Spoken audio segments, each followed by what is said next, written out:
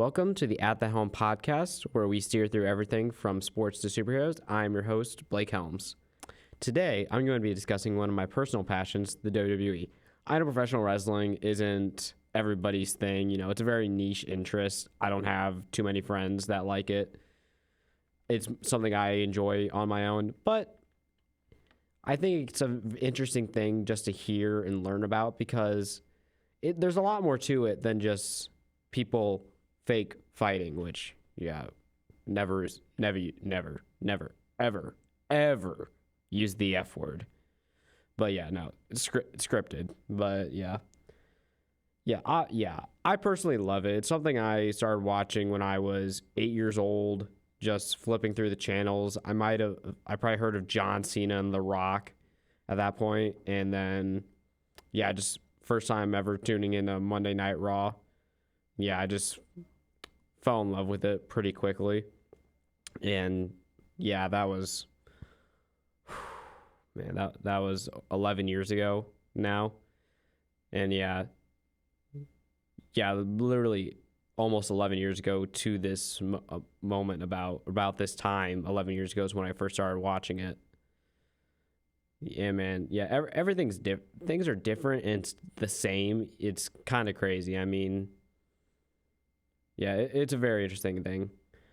And specifically, I'm going to be discussing the last premium live event, the Crown Jewel event that took place in Perth, Australia, 2 weeks prior to me recording this.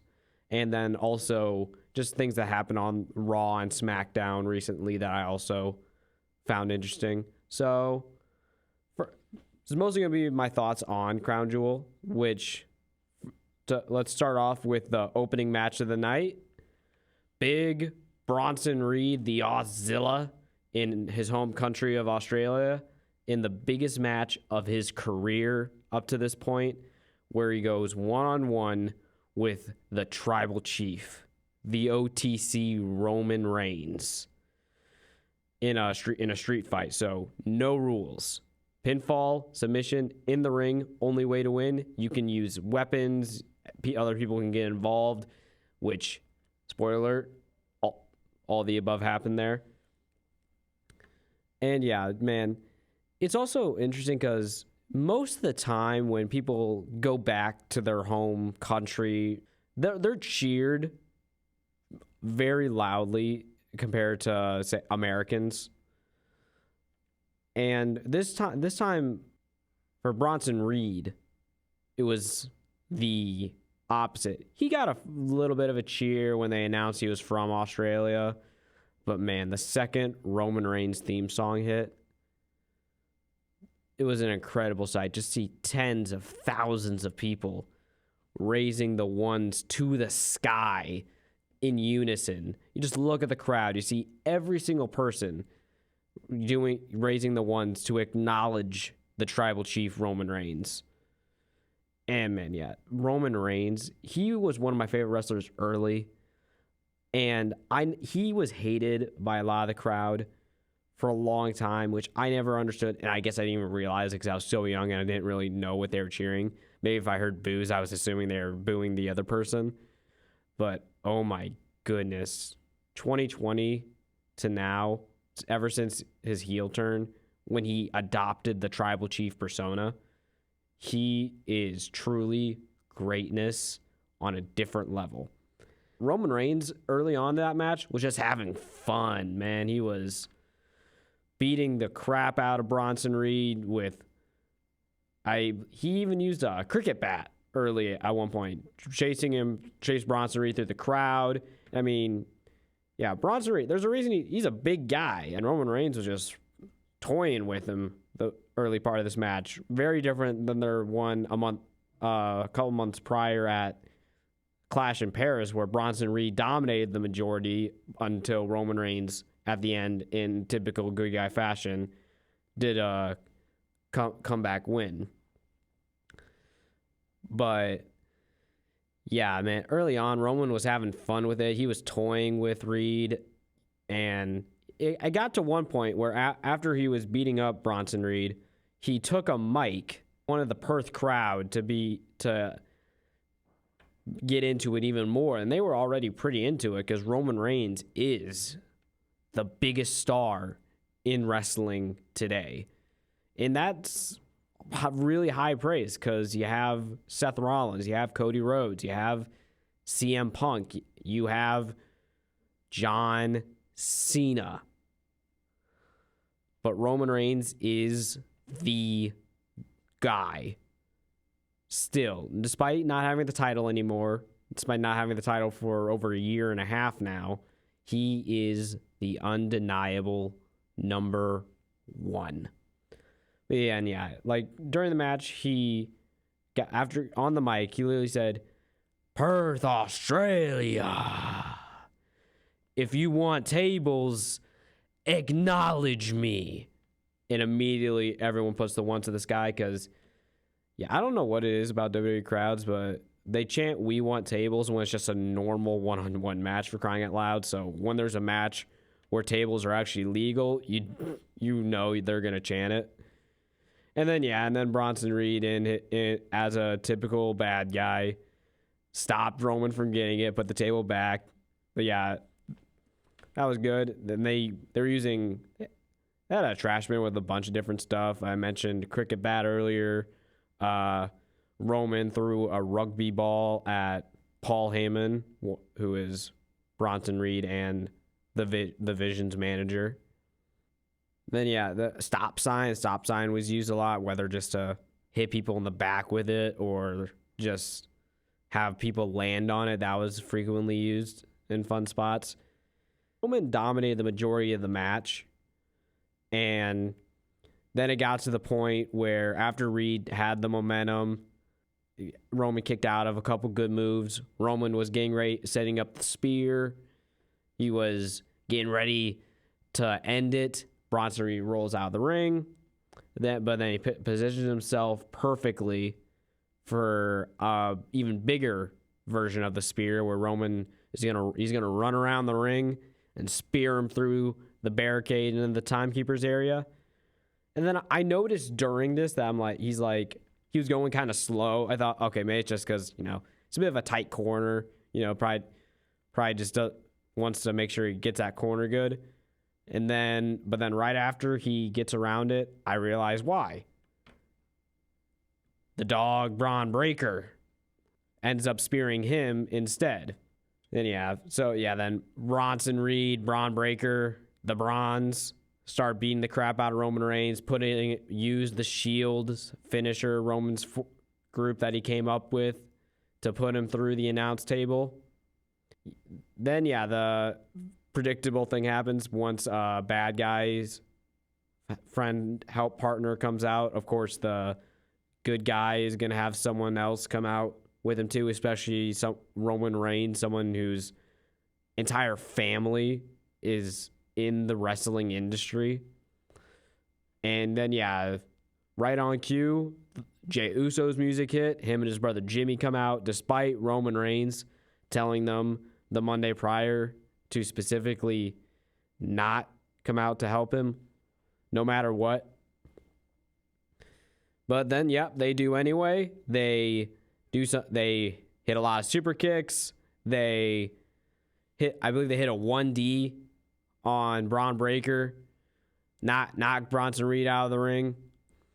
They both went up top, ready to hit the double Uso frog splash on a Braun Breaker. But then, of course, Bronson Reed interferes, knocks Jimmy off the rope. Then Braun Breaker, right after taking the 1D, which only one person in history has kicked out of, which was in the main event of WrestleMania over 2 years ago, he gets up, just military presses. Was it Jay? One of the Usos, and then just throws him onto the ground. Because, man, Bronson Reed, he truly is the future of the WWE. He is going, and Paul Heyman says it all the time, he is the future of WrestleMania. He is the next face of the company. Because, he has everything. Braun Breaker is insanely strong. He is wicked fast. His acceleration is incredible. Just the he was running at top speed immediately. His spear, oh my goodness, his spear. It may be the greatest spear ever. He definitely has two of the greatest individual spears ever. But then just, yeah, in general, as a move, he's right up there with Goldberg, man. And he looks a lot like a young Goldberg, and he has a similar tattoo on his arm. It's just cool, man. Yeah, he's going to be main eventing WrestleManias for the next 15 years. And then Roman Reigns comes in, takes out Breakker. He's setting up. He's getting Bronson Reed in position for a spear through a table. Bronson Reed stops him. And then Jey Uso, he's about to spear Bronson Reed through, but Roman's right behind him. Bronson moves last second. Jey spears his own cousin through a table, proving Roman right and that they shouldn't have been out there in the first place. And then Bronson Reed hits a tsunami frog splash and pins Roman Reigns for the greatest moment of his career thus far. Beating Roman Reigns in 2025 is almost as big as winning a championship. It's definitely bigger than winning. It's probably bigger than winning a mid-card championship, honestly, which is amazing. I'd love to do it. But honestly, if I have the choice to either win the United States Championship or beat Roman Reigns one-on-one, I might pick beating Roman Reigns. Because, no one pins Roman Reigns. In a one-on-one match since 2019, he has only been pinned twice. 2 weeks ago by Bronson Reed. And what was the other time? WrestleMania 40 when he lost the title to Cody Rhodes in my favorite match of all time. So I think Bronson Reed, that should elevate him. But unfortunately the vision, Bronson Reed, he's kind of been playing third fiddle really to Braun Breaker and Seth Rollins last few months. And I think the move was good for him. He come back from injury, makes a big move joining Seth Rollins and Braun Breaker's faction. He's getting matches with Roman Reigns. We'll see. Maybe this leads to him eventually winning a championship. Maybe it leads to him getting a big WrestleMania match this year. That'll depend. And then at the end of the match, Roman Reigns sitting it with the Usos in the ring, telling about how no one thinks he can do anything on his own because the entirety of his championship run, the Usos or Solo or Paul Heyman, they were all helping him. He rarely won clean during his title run, which is, it's weird. Is it? Which is, not good. People are like, oh, yes, he's a cheater. He can't win on his own. And even a lot of the times, and since he lost a championship and became a good guy, a lot of his big wins have had at least a little bit of assistance from other people. Whether it was multi-people match where, that's just, it's going to happen, you're in it. You're a part of a team. You don't have to do it on your own. Or other times it was because the other person, normally Solo Sikoa, and other people from his group got involved. So Roman's partners got involved to counteract that.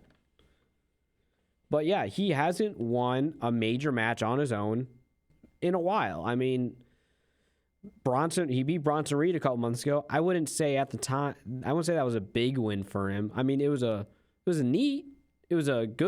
solid win. Bronson Reed, part of a big faction right now. He'd been embarrassing Roman Reigns, doing the typical schoolyard bully things, stealing his shoes, giving Bronson Reed the nickname of Tribal Thief. But Roman Reigns has not been very successful. He, aside from a few things, because he did beat Solo in Tribal Combat at the beginning of the year to officially prove himself as the Tribal Chief. But then He lost the Royal Rumble. I was there. It was awesome. He was out for a month afterwards. He lost at WrestleMania to Seth Rollins. He has more returns he almost has more returns than matches this year. And every time it's a great return. But yeah, Roman Reigns, he needs a prove it win where he can do it on his own. And I think the big plan was probably him versus Seth Rollins at WrestleMania to finally have that proper one-on-one between those two great rivals. But yeah, we'll get into it later how that might not be happening. Overall for that match, I thought it was a good match. Probably solid B, probably a B match. I mean, it was solid. It was good. But it was fun. Yeah, it was a fun match, but a little predictable, especially with Braun Breaker and the Usos getting involved. I do like that Roman let Bronson go over. He gave him that win. But yeah, definitely. But yeah, it'll be interesting what happens when we see Roman Reigns in the near future, whether it's for Survivor Series War Games or beyond that. Then going into the second match of the night, the Women's Crown Jewel Championship match. WWE Women's Champion Tiffany Stratton versus Women's World Champion Stephanie Vaquer. Now, yeah, this was it was a technical match. Two very talented in-ring performers. And yeah, Tiffany Stratton, she's been on a hell of a year. She's been champion pretty much the entire time. Going into this match, undefeated in all matches this season. What is this, football? All undefeated in all matches in 2025. And she looked like she knew how to be in these big situations. She looked extremely comfortable in the match. No, the entirety of the time the match took place, she was clearly in a position she was very comfortable being in. And she had some really cool moves. I love her. Her springboard elbow in the corner, showing off her old gymnastics background. Her cartwheel into an Alabama slam. This one was probably the best version of that move I'd seen. That was very good. And obviously, she never hit it clean this match, but her moonsault, and according with its name, is prettiest moonsault ever. It is an accurate name because it is beautiful. And then Stephanie Vaquer, a kind of an opposite in a lot of areas. Tiffany has been champion the entire year. Stephanie has only been champion for a month after she beat Io Sky to win the vacated women's world title. But Stephanie, before that, had been having an amazing year too. Earlier this year, she was still in NXT, and she became the first woman to hold both the NXT Women's Championship and the NXT North American Championship. Which, yeah, that's insanely impressive. Then she comes to the main roster, does a really good job in the Money in the Bank ladder match, wins a Battle Royal at Evolution to have a championship match, which got changed a little bit time-wise because the title was vacated due to Naomi's pregnancy. But yeah, she's had a really good year. She is in contention for Women's Superstar of the Year. And bell to bell, she is up there, man. She puts on really good matches. She has really cool moves. Some that look devastating, like her little corkscrew knee in the corner. That looks like it could shred ligaments very easily.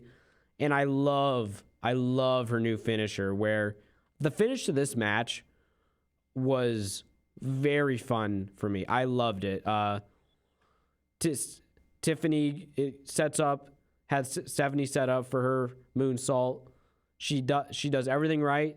Stephanie moves out of the way last second, so Tiffany misses.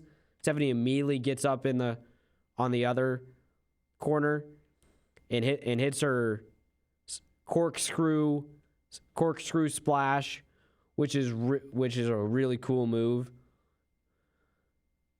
and to beat Tiffany to win the second ever women's crown jewel championship, which, yeah, I think was the right decision on WWE's part.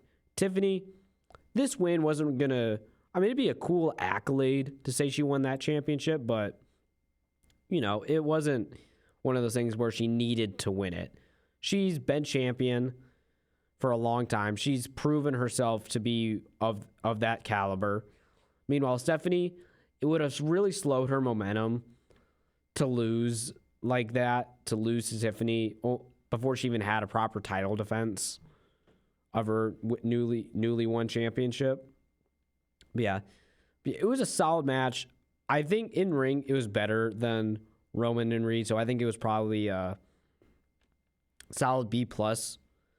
But yeah, it was it served its purpose. It served its purpose for what is the crown jewel. It's not.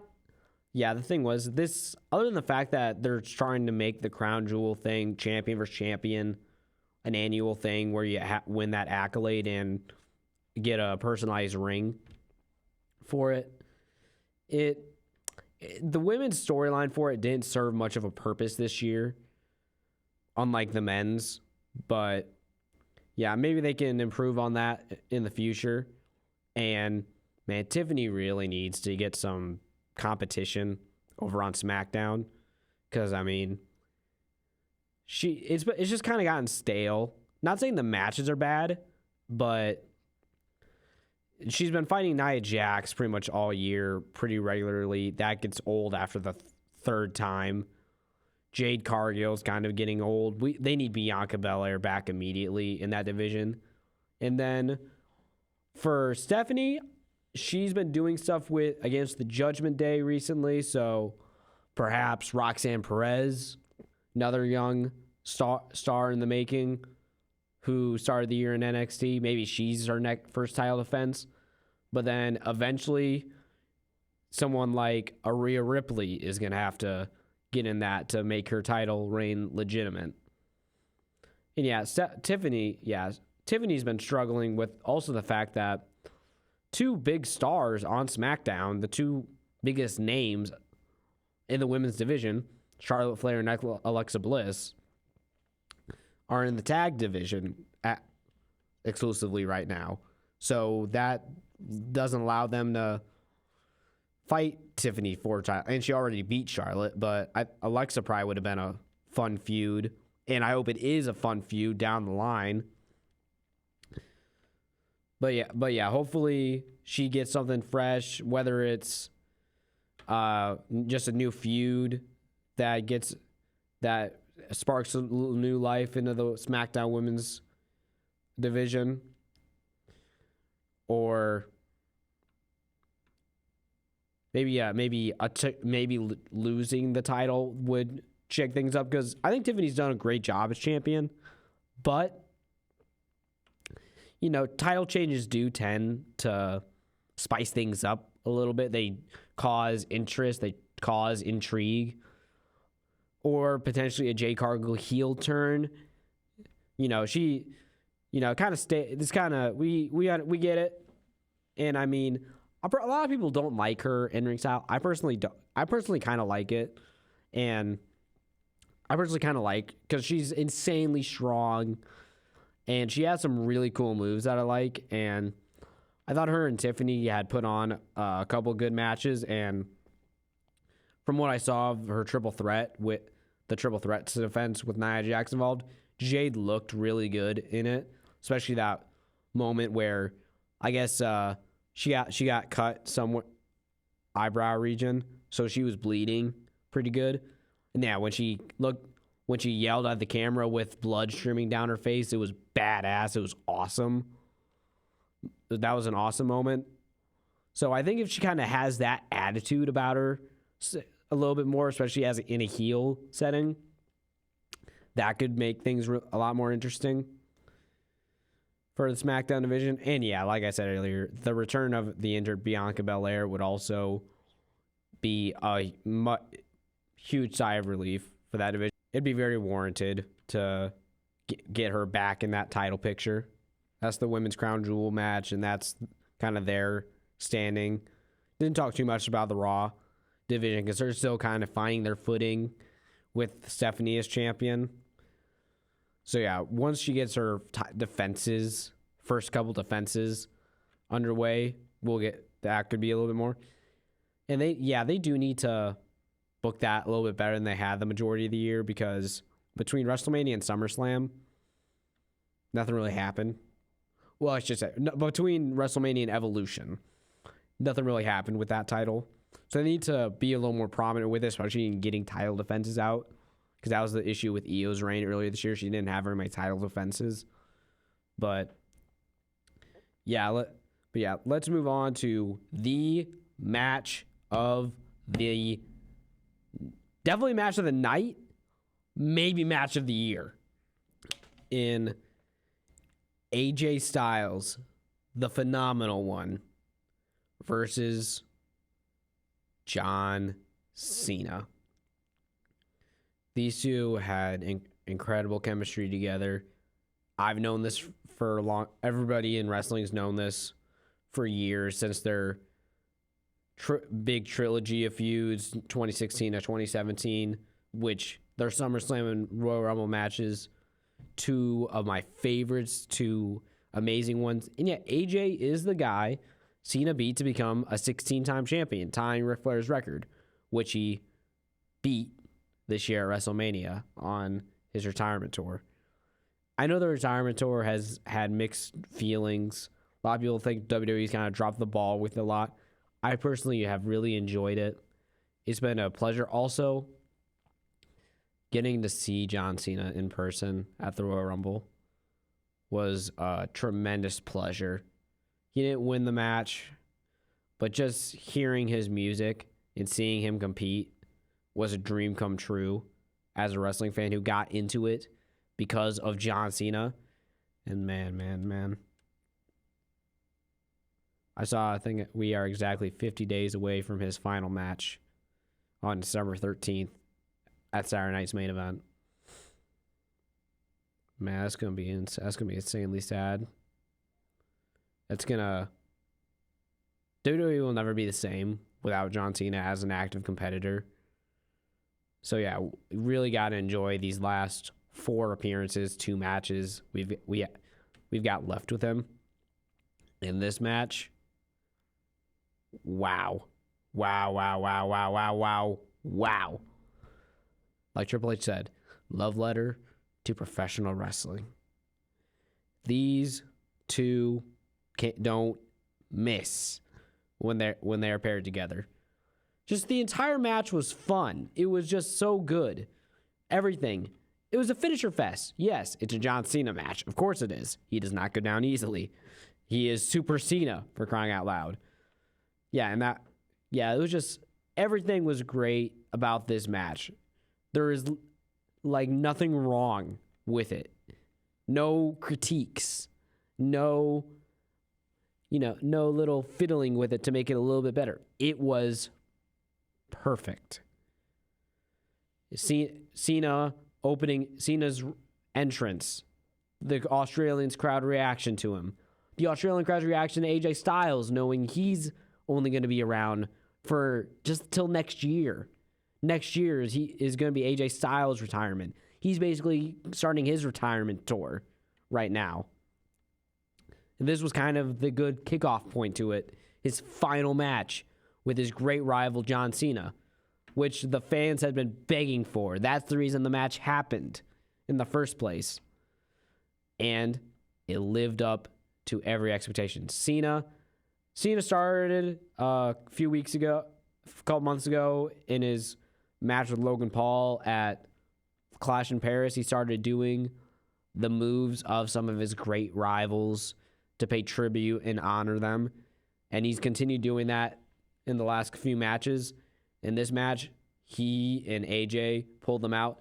And then the intro, John Cena's introduction this year has become really one of the favorite parts of the retirement tour. It started as a heel thing, him just making the announcer tell how amazing and great he is, but now it's just turned into something really fun, where they announced John Cena, the greatest of all time, the never seen 17, the last real champion. Then he did this really fun thing where he gave a piece of paper to the ring announcer for them to give a similar introduction to AJ Styles, the definition of total nonstop action, the boss of the Bullet Club, the phenomenal AJ Styles. I loved the segment in the match where they were just exchanging submission moves. Cena puts him in the STF. Styles puts him in the crossface. John Cena puts him in the walls of Jericho. AJ Styles puts him in the coquina clutch. AJ Styles puts him in his own calf crusher. That was a fun segment. Yeah, both AJ Styles got in on the tribute to other people in this match when he hit a Sweet Chin Music, tuning up the band on John Cena. John Cena hit a multitude of moves. I mentioned him using the Walls of Jericho submission earlier. He got it started with a skull-crushing finale on AJ Styles using the Miz's finisher. He, in a very lovely and touching thing, used the Sister Abigail, the finisher of the late, great Bray Wyatt, who he had 2 WrestleMania matches against. And then after AJ kicks out, just seeing everybody in the audience use their phone flashlights to make the fireflies like they did for all of Bray's entrances was a real heartfelt moment that many wrestling fans said make them cry. And then Cena, he hits a choke slam in the match. Styles hits John Cena with his own finisher, the Attitude Adjustment. Styles hits him with a phenomenal forearm, with a fun 450 splash, with the Styles Clash. Then Cena finishes the match hitting the Undertaker's Tombstone, then quick following it up with his own Attitude Adjustment to get the 1-2-3 and giving Cena the win. Match was an A++++, infinity amount of pluses. It was amazing. It was perfect. John Cena and AJ Styles put on amazing matches. The wrestling community has known this for, almost 9 years, but it doesn't change. They work together extremely well. But then after that, the show goes on, and this was probably a match that Australians were really looking forward to, getting to see their home country Australian Rhea Bloody Ripley, who is not only is she the biggest star in women's wrestling today, she is one of the biggest stars in wrestling, period. Cody Rhodes, the WWE champion, has admitted to having a habit of looking at when they have shows and live events, looking at the merch statistics, seeing, because he wants to, he's a competitive guy. He wants to be the one that's moving the most merch. A lot of the times, it's Rhea Ripley.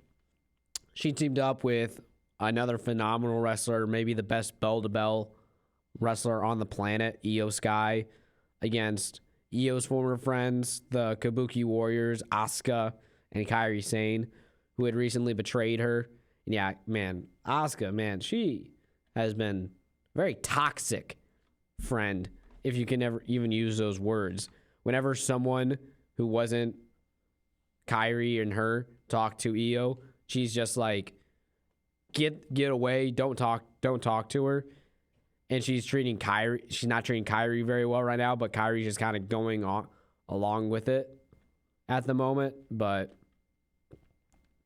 yeah, the match was fun. Io was getting beat up a large majority of it. Asuka was controlling the strikes with the kicks with Asuka and Rhea hit very well. That was really fun. But then once Rhea got tagged in, crowd erupts for Rhea. She's beating up the Kabuki Warriors. And yeah, this match had some fun spots. Rhea Ripley hitting the razor's edge on Kyrie. Kyrie selling it like $1,000,000. Io doing a springboard moonsault onto the outside, onto both of the Kabuki Warriors. And then at the end of the match, Kyrie's loyalty for Asuka ended up costing her. When Asuka was about to get kicked in the face by Rhea, Kyrie moves out of the way. She catches the kick instead. Then Riptide, moonsault, 1, 2, 3. The match was fine. It was obviously in that an event in Australia needs the big Australian star on the card.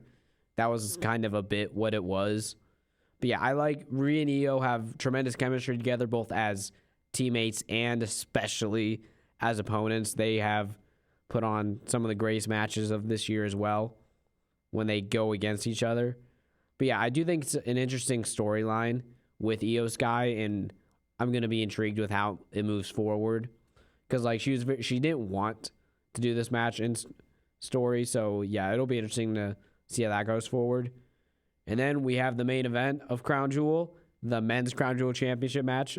WWE Champion, the American Nightmare Cody Rhodes versus the World Heavyweight Champion, the visionary Seth freaking Rollins. And like I mentioned earlier, the women's version of this match didn't have a big story or purpose outside of it's an accolade. But this did. Seth and Cody have a lot of history together. I mean, Cody Rhodes' big return to WWE over 3.5 years ago was against Seth Rollins.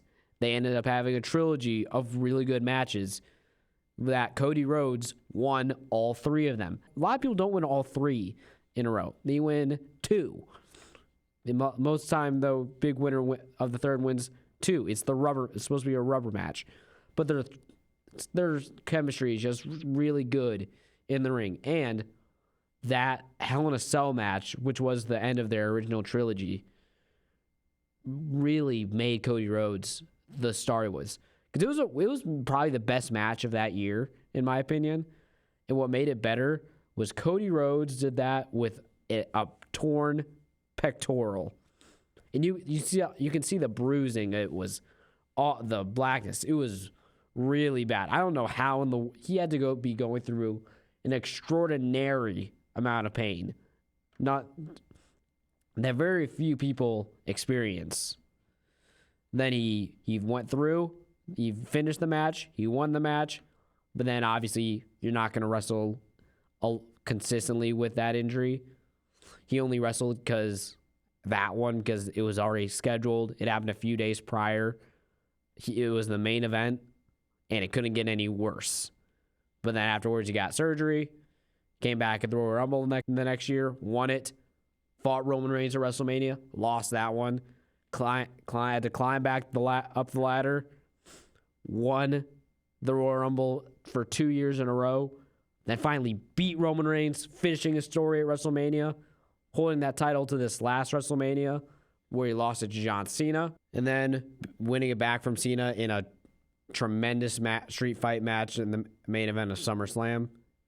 And now he's been champion last few months versus Seth freaking Rollins, the man without whom Cody Rhodes would have never became WWE champion. Going into WrestleMania 40, Seth Rollins was Cody Rhodes' shield. Seth Rollins was the MVP of WrestleMania 40. He was Cody's teammate in his tag match night 1 against Roman Reigns and The Rock. And then when Roman Reigns, at the end of the match, after all the chaos, Roman Reigns decided to get revenge on Seth Rollins, which allowed Cody Rhodes to get the win and become champion. Seth Rollins sacrificed his body and his championship for Cody Rhodes. But now, a year and a half later, Seth Rollins has gone off the deep end. He is obsessed with being the future, controlling the future of the industry, pursuing his vision that he's been pursuing for years, really, but mostly since WrestleMania when he aligned with Paul Heyman to beat Roman Reigns and CM Punk.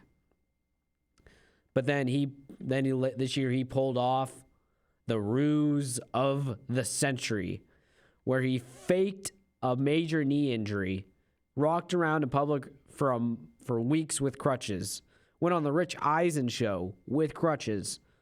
But then after CM Punk wins a World Heavyweight Championship at SummerSlam, he comes out, does the iconic dropping the crutches, runs down to the ring, catches in Money in the Bank. He's been World Heavyweight Champion ever since. Going into this match, there was the key storyline of Seth Rollins has never beaten Cody Rhodes. If he can't beat Cody Rhodes, he has no right to say he is the visionary of the future of WWE. He is not the number one guy. Cody Rhodes is the number one guy. And so Seth needed this win. If he lost to Cody Rhodes again, he's useless. Paul Heyman's going to leave him. Because why would you stick around with someone who can't be the number one guy? Paul Heyman said he would have to ask the question, why did I choose you over Roman Reigns? And then for Cody, this is to solidify that he is the QB1, that he is the leader of the industry as it goes forward for the next decade. And maybe even more importantly, stopping Seth Rollins. And so, yeah, this match was really good. Seth was clearly in his head about this. Cody Rhodes was getting him early. Seth was verbally getting into it with the commentators. He almost attacked the commentators. The Australian crowd was getting to him. They were just yelling at him, calling him a wanker. So, yeah, Seth Rollins was able to get control when Cody Rhodes goes springboard off the rope for a Cody cutter. Rollins just gets in position to power slam him down. Then Seth Rollins gets control, and then he started being his cocky heel self. He did the cartwheel to mock. Puts Cody Rhodes in the figure four to say, it says, I'm going to beat you like Flair beat your daddy all those years ago. Seth hits a pedigree. Seth hits a Cody's own finisher, the Crossroads. That he gets Cody Rhodes stuck on the corner, goes to the other top rope, jumps across the ring, does a headbutt, which unfortunately had dire consequences after this match ended. Then he had a Spanish fly from the top rope. These two do really good in the ring with each other. They put on classics. Cody Rhodes, I can't believe he pulled this out in a match to not win with this move. He goes on the top rope, hits his finisher, the Crossroads, from the top rope, and Seth Rollins kicks out of it. How? I mean, so that was a move that you could save for the main event of WrestleMania to win with, and have it talked about for a long time. But it was, regardless, it was an amazing move that looked really good. And then for the ending, they decided not to go with the super flashy move like a Crossroads from the top rope. They decided to do the emotional one. Seth Rollins had worn the watch that Cody Rhodes had bought him after he helped him win at WrestleMania 40. And in real life, Cody Rhodes bought him a watch for WrestleMania 40 because of how appreciative he was, both in storyline and in real life, for what was going on at the time, helping him reach that achievement of finally winning the WWE Championship for his father, the American Dream, Dusty Rhodes. Seth has gotten desperate. Nothing he's done has worked. He grabs the watch. He has it on his fist. Cody Rhodes gets him set up in the Crossroads. The ref gets knocked down. He looks away for a minute, and when that happens, Seth hits Cody in the head with the watch on his fist and stomps his head into the mat to beat Cody Rhodes, exorcise those demons, win the Crown Jewel Championship. And then after the match, he grabs a mic and saying, "This has proven that I am no longer just the greatest in my generation," which I still say is Roman Reigns, but he calls himself the greatest of all time, which I don't know what it is with people referring to themselves as the greatest of all time constantly all the time. Roman Reigns does it. John Cena reasonably has started doing it finally after being called the greatest of all time for so long. My personal opinion, The Undertaker is the GOAT, Cena number 2. But yeah, Seth Rollins, he is like the second best of his generation. But yeah, he's not the greatest of all time. He's approaching top 10, or at least top 15. He's getting up to that area. And I love Seth Rollins. When I started watching WWE, Seth Rollins, oh wait, he's the guy on TV. He's the guy in the ring. He's the guy John Cena attacks. Because, man, he was a scumbag back then. Scumbag Seth Rollins.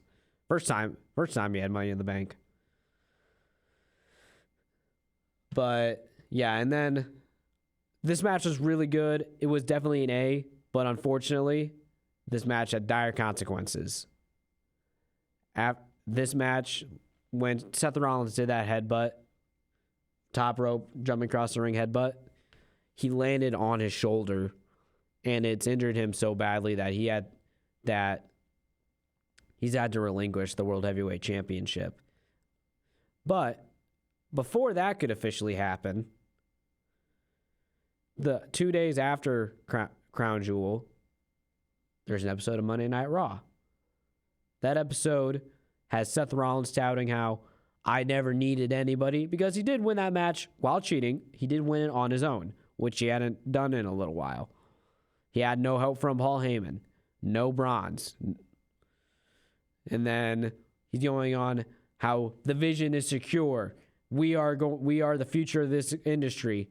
I am the spearhead of this future.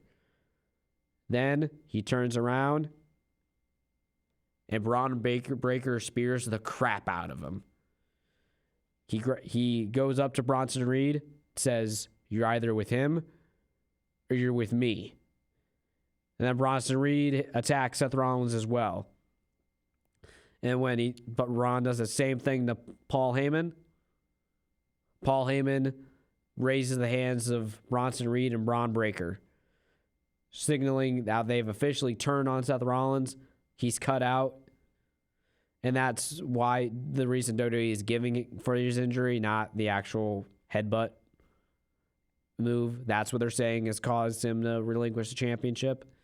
And now in a couple weeks, CM Punk, who had won a number one contenders match, faced the winner of the Battle Royal winner from this past Monday night on Raw.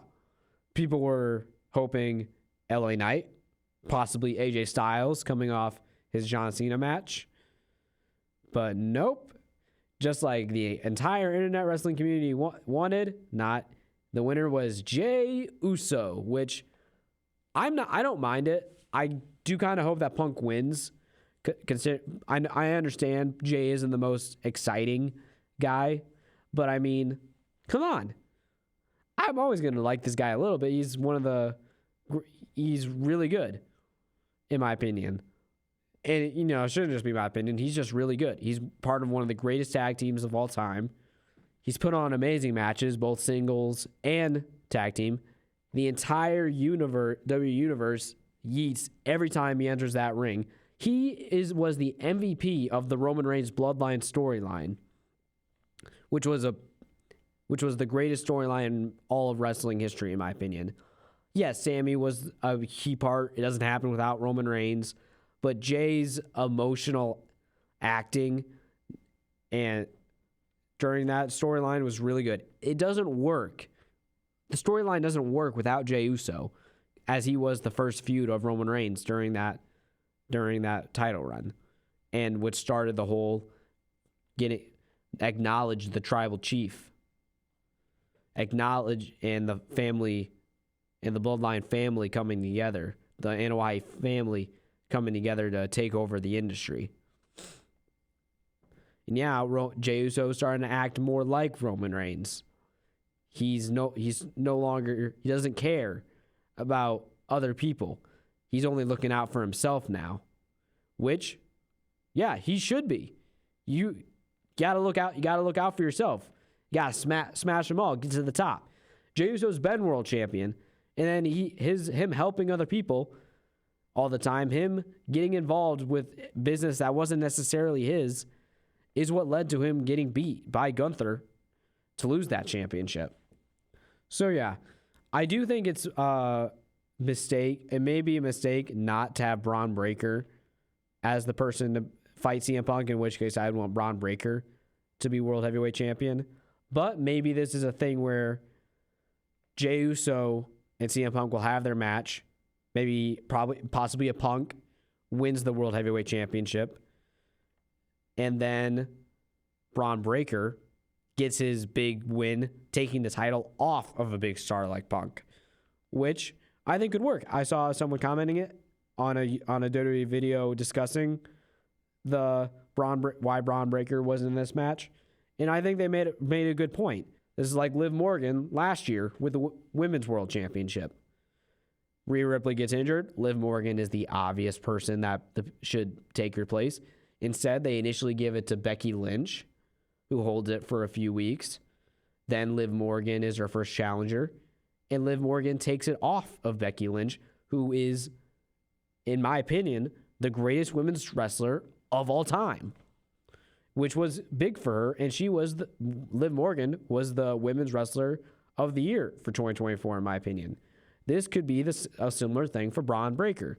CM Punk wins the World Heavyweight Championship, and then, so let's say a month from now at Survivor Series War Games, Braun Breaker gets the title off him, or maybe a little bit later, maybe not till the Royal Rumble.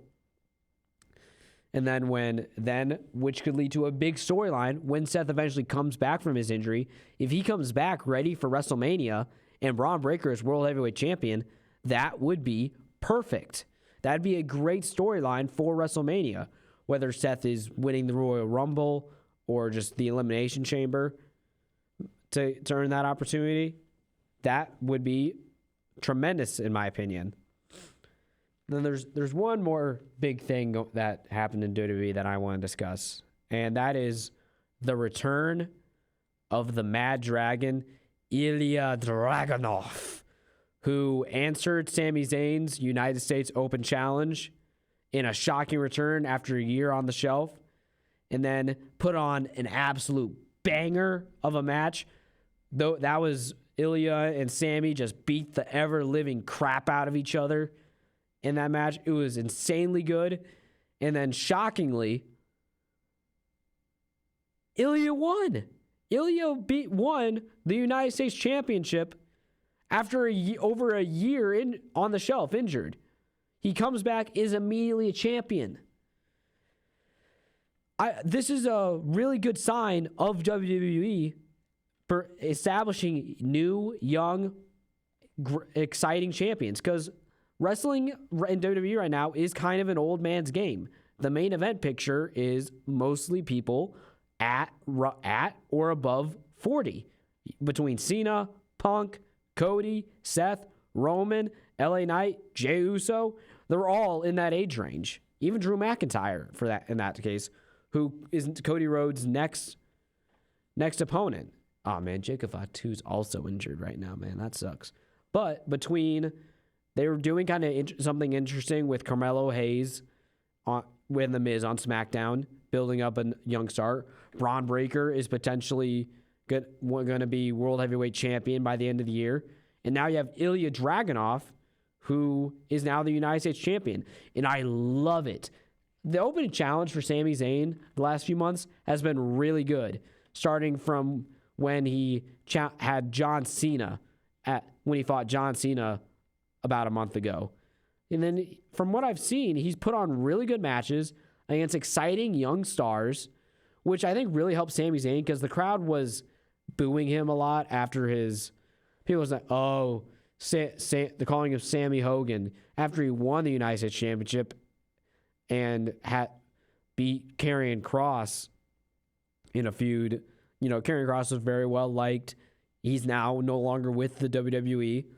People were upset that they had Sami win that when he's had plenty of moments and momentum before, being winning several Intercontinental titles and main eventing a WrestleMania a couple years ago. But Sami Zayn is a star. He puts on very good matches. He is really good at what he does. And he put on a tremendous match with Ilya Dragunov in his return. And Ilya looked like he had been wrestling the entirety of the last year because he looked amazing. And then he comes with the big shock moment of him winning the United States Championship, which I love for Ilya. Ilya Dragunov, in the short time he was on the main roster before his injury last year, really won me over because he is really good in the ring. I'd seen a little bit of him from his NXT days, his time as NXT champion, but goodness, man, that dude is... I can see him being a future WWE champion along with the likes of our Carmelo Hayes or a Braun Breaker or a Jacob Fatu. Thank you for watching this episode of the At the Helm podcast. Don't forget to like and subscribe to watch all future videos. I'm your host, Blake Helms. Have a good day.